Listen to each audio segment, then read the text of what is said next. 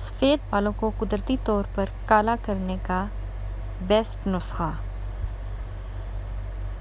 इसके लिए आपको जिन अज्जा की ज़रूरत है वो हैं सरसों का तेल 1.5 पाव, नीम के पत्ते 1 पाव। बनाने का तरीका और इस्तेमाल करने का तरीका।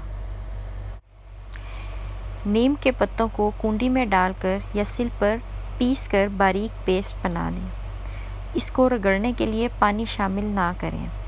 अब एक कढ़ाई में ये पेस्ट डालें और उसके ऊपर से सरसों का तेल डालें और हल्की आंच पे पकाएं। जब तेल का रंग नीम के पत्तों जैसा हो जाए और नीम की खुशबू आने लगे तो चूल्हा बंद करके ठंडा करें और छान कर किसी बोतल में महफूज कर लें। इस तेल को हफ्ते में 2 या 3 दफ़ा इस्तेमाल करें।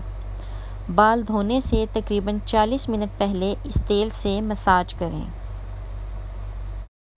इस तेल के मुसलसल इस्तेमाल से आहिस्ता आहिस्ता आपके बाल स्याह होना शुरू हो जाएंगे। इसके साथ साथ आपके बाल भी अंदरूनी तौर पर मजबूत होंगे। बालों पर बाज़ारी तेल के इस्तेमाल से परहेज़ करें क्योंकि इनमें मौजूद केमिकल आपके बाल मज़ीद ख़राब कर देते हैं।